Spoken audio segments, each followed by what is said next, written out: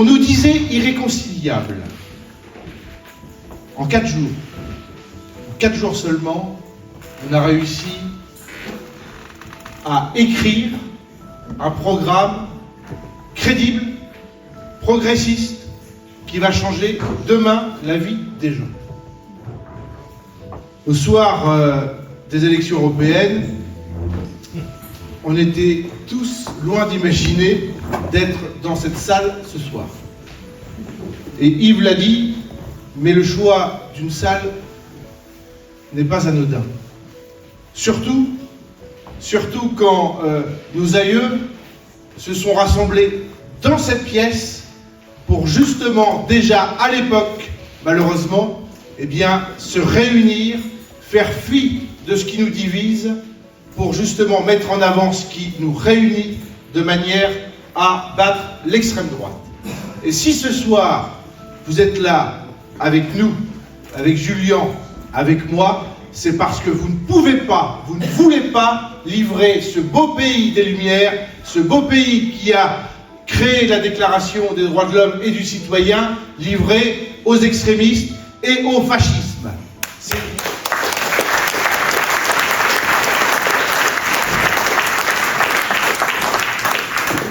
Comment peut-on, dans notre pays, succomber aux sirènes d'un Rassemblement national qui, en réalité, a pour moteur la division, la haine?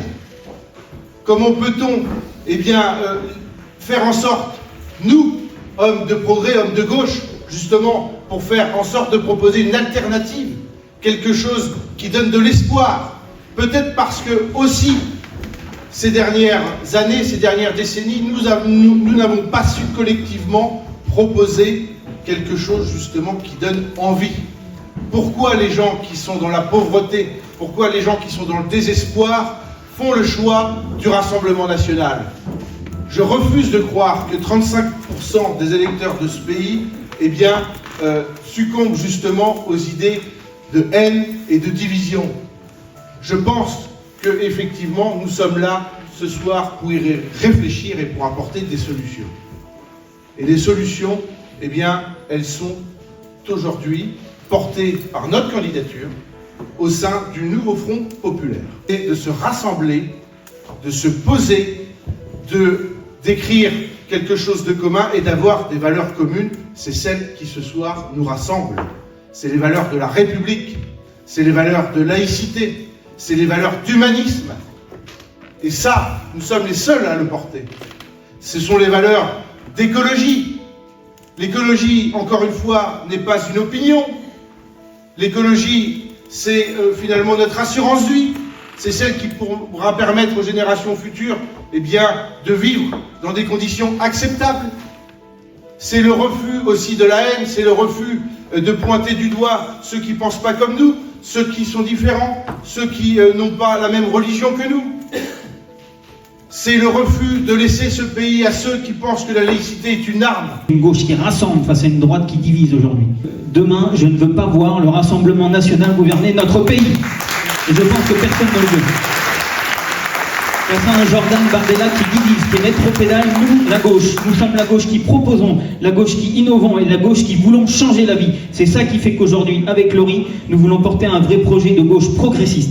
Demain, et je finirai là-dessus, Laurie et moi, nous voulons, au niveau de la circonscription et pour la France, porter un projet d'espoir, un projet d'apaisement du débat public, souvent trop violenté aujourd'hui dans notre société, qui a besoin d'apaisement. Ça, la gauche, c'est notre force et nous en sommes la preuve ce soir. Nous sommes capables de nous rassembler pour apaiser la France, l'Orne et la circonscription.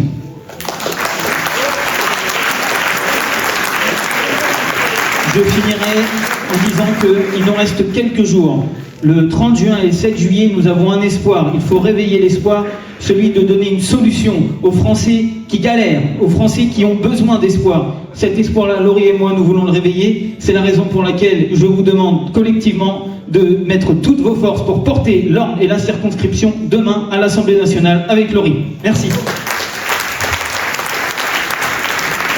C'est ce qui a motivé aussi notre candidature. Nous ne pouvions pas laisser les progressistes que nous sommes être représentés par quelqu'un qui a refusé de voter l'inscription de l'avortement dans la Constitution. 15 jours, nous soyons en tête de cette circonscription pour démontrer que les Ornais ne succombent pas à la tentation de la haine, à la tentation de la division, et que nous sommes là justement pour porter des valeurs de progrès. Je vous le demande. Nous sommes là pour porter un espoir, nous sommes là pour porter ce projet humaniste qui, eh bien, consiste, là encore, à vous proposer quelque chose de réaliste, d'ambitieux. Demain, au pouvoir, nous abrogerons la réforme des retraites, nous remettrons sur la table des négociations, eh bien, le sujet entre les mains des syndicats, et nous ferons en sorte, chers amis, de prendre mieux en compte la pénibilité et les carrières longues pour ceux qui ont bossé toute leur vie. Je m'y engage, nous y engageons, puisque ça fait partie du programme commun. Demain, député, je m'engage à voter une nouvelle réforme des retraites qui prenne en compte les éléments qui ont été totalement évincés du débat démocratique. Demain, nous ferons en sorte d'augmenter le SMIC à 1 600 € net. D'aucuns nous disent, imaginez le coût du travail, 1 million d'emplois en moins. Mais tout ça est faux. Tout ça est faux.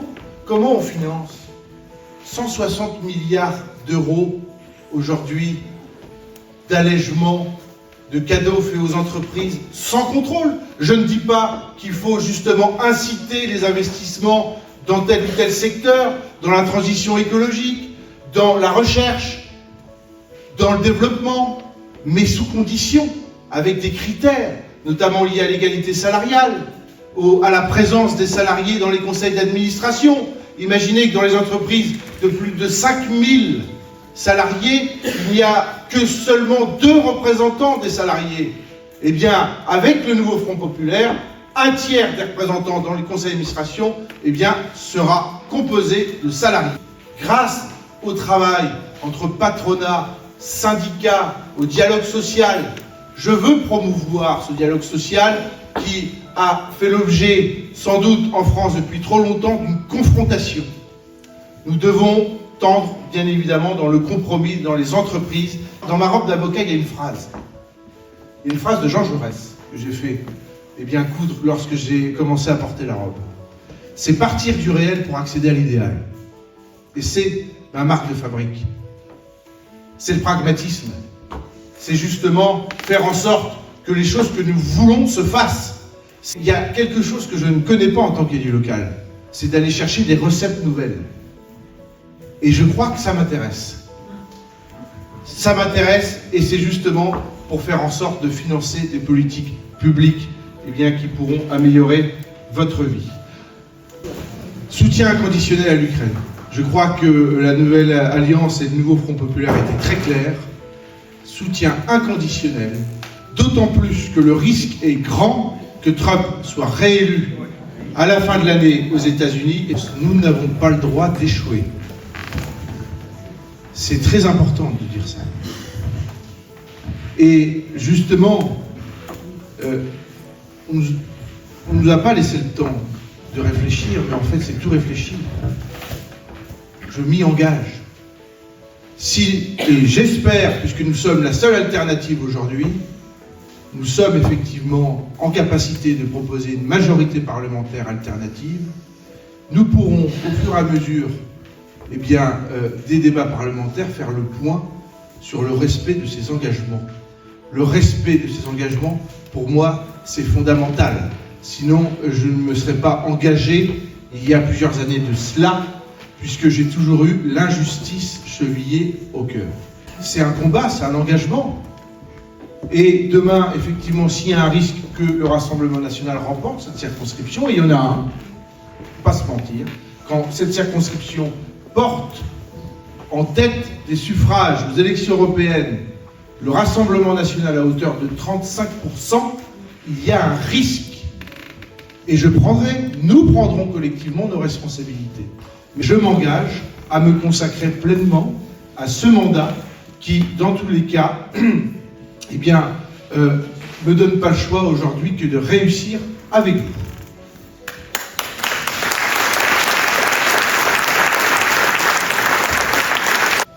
Alors déjà, sur la méthode, je crois qu'il faut apaiser, notamment à l'Assemblée nationale. Quand on demande aux élèves d'être respectueux dans les classes, des uns et des autres, de s'écouter, quel triste spectacle leur apprend-on, leur montrons-nous, lorsque vous avez des députés qui en réalité ne montrent pas l'exemple. Il faut apaiser, déjà, ne serait-ce que sur cette méthode. Ensuite, il faut appliquer un programme. Et je pense que Yannick a raison. Peut-être que ces 40 dernières années, si le Rassemblement national est monté de cette manière, c'est parce que justement, on a trop déçu. Après 81, il y a eu peut-être aussi 83. Et j'espère qu'il n'y aura pas 2025 après 2024. Mais j'ai confiance parce que, justement, j'attendais ça avec impatience. Les mesures, oui, mais comment on finance? Et aujourd'hui, on vous propose quelque chose de sérieux, de financé. Quelque chose, effectivement, qui sort un peu des dogmes habituels. Comment on rétablit une fiscalité plus juste? On a actuellement 5 tranches. 14. Comment on fait en sorte que chacun contribue aussi à l'effort? C'est sans doute pas ça qui va boucler les caisses, mais c'est le rétablissement de l'ISF, c'est la suppression de la flat tax, c'est un moratoire sur toutes les aides qui, on peut sans doute à un moment donné être nécessaires en temps de crise, mais qui aujourd'hui doivent faire l'objet d'un contrôle et aussi d'une régulation. Vous imaginez, mesdames et messieurs, 160 milliards d'euros que se prive l'État. Le gouvernement dit 120. Les spécialistes disent 160. Je préfère écouter les spécialistes. Je ne dis pas que sur les 160 milliards, il faille tout enlever, puisque justement, il faut en garder pour les mettre sur des vraies incitations. Il faut que ce qu'on appelle le business soit aussi tourné vers les enjeux d'avenir, sur le développement durable, sur la formation, sur l'égalité des hommes et des femmes et des hommes, sur bien évidemment la recherche, le développement pour éviter de laisser à nos enfants une planète plus polluante qu'aujourd'hui. On a des solutions. Comment faire, convaincre plutôt les gens de voter pour nous, c'est d'expliquer tout cela. Et c'est de dire que vous avez aussi cette nouvelle génération d'élus partout en France. Alors, pas partout, visiblement. Il y en a qui reviennent. Mais vous avez cette nouvelle génération qui est là pour aussi porter ce message. Et je pense que demain, on devra aussi peut-être mieux rendre des comptes en circonscription. Faire plus, sans doute, de réunions entre nous. Nous ne sommes pas là pour nous réunir qu'au moment des élections. Nous devrons aussi avoir ce changement de méthode. Thématique des transitions. Aujourd'hui, à gauche, on a notre mot à dire. Les transitions sur nos territoires et en France, elles existent. La transition économique, la transition démographique, la transition écologique. Et dans cette transition-là, les seuls qui proposeront, puisqu'il faut aussi s'atteler et regarder ce qui a été fait quand la gauche s'unissait à l'Assemblée nationale, et c'est ce qu'on propose aujourd'hui et qui figure dans le contrat de législature du Front populaire, c'est une gauche qui propose, une gauche qui agit. Avec Laurie, pourrait compter sur l'engagement qui est le sien et l'engagement qui est le mien sur nos territoires, chevillé au corps, l'engagement avec vous sur le terrain. On parlait tout à l'heure de comment associer les gens à la décision. Moi-même, je suis élu délégué à la citoyenneté sur mon territoire. C'est des problématiques de terrain qui se travaillent au porte-à-porte, comme tu disais, Laurie, pendant la campagne, on aura l'occasion de le faire. Mais je pense qu'aujourd'hui, il faut aller retrouver les gens, retrouver le peuple, retrouver aussi les partenaires sociaux. Je suis assistant RH dans une entreprise et je peux vous dire quand ça marche, quand le consensus est fait, les entreprises marchent très bien et la confiance se crée avec les salariés. Je pense que le nouveau Front populaire nous donne aussi la possibilité de renouer le lien, de renouer la confiance, la cohésion avec ce qui fait la force de la France qui travaille. Ce n'est pas uniquement les partenaires et la droite, surtout la droite qui parle souvent du travail. Les travailleurs et ceux qui font la force du pays, c'est les travailleurs qui sont nos électeurs. La gauche du travail, il faut retrouver ce lien. et je finis là-dessus en disant transition aussi numérique. Sur nos territoires, il n'y a pas que Monsieur Nury qui a droit de parler de la transition numérique. Nous, les jeunes sur nos territoires, on a aussi notre mot à dire sur comment faire la démocratie grâce au numérique. Et je pense qu'aussi, c'est une force sur nos territoires de pouvoir utiliser ça. Les transitions de demain, je pense que, Laurie, tu l'as dit dans tes propos, je pense qu'il faut qu'on les travaille ensemble, et c'est ensemble qu'on pourra aussi les porter demain à l'Assemblée nationale. Eh bien, nous manquons de médecins. Comment accepter aujourd'hui qu'à Condé-sur-Noireau, des médecins soient exonérés d'impôts, tandis que chez nous, et à Argentan, tandis que chez nous, ce n'est pas le cas. On instaure une concurrence déloyale entre les territoires. Vous imaginez bien, quand on propose aux jeunes médecins de s'installer, les experts comptables leur disent « Ben attendez, si vous voulez aller là, vous paierez des impôts ». Est-ce que c'est logique? Quand vous avez une proposition de loi qui a été faite au Parlement, qui paraissait réaliste, raisonnable, qui n'allait pas jusqu'à la contrainte manu militari de l'installation des jeunes médecins dans les territoires, mais qui permettait de trouver des solutions, le gouvernement s'y est opposé, le Rassemblement national a voté contre. Et ces gens-là viendront dire dans leur programme vouloir régler la question de la démographie médicale. J'appelle ça une escroquerie en bande organisée. Peut-être parce que déjà c'est devenu un métier extrêmement difficile, exigeant. Je le confirme. Exigeant, avec des élèves qui ont sans doute de plus en plus de difficultés, puisque dans leur famille, il y a aussi de plus en plus de difficultés. Et donc des élèves qui aussi ont besoin d'un cadre. Et donc, il faut être formé pour ça. Mais aussi, peut-être, un manque d'attractivité quand on demande à des Bac+5 d'être payés à des salaires qui ne sont pas à la hauteur de ce qu'ils font, il y a un véritable problème. Et je pense qu'on doit revaloriser aussi le salaire de nos serviteurs, les fonctionnaires, et le Front populaire aussi propose d'augmenter de manière globale, pas que pour les enseignants, le point d'indice de 10%. 60 000 fonctionnaires de police ont été supprimés avec Nicolas Sarkozy. Hollande et son gouvernement ont essayé effectivement d'en remettre. Cette proposition, elle est fondamentale, puisqu'il faut réinstaurer, là encore, une confiance entre les citoyens et leur police.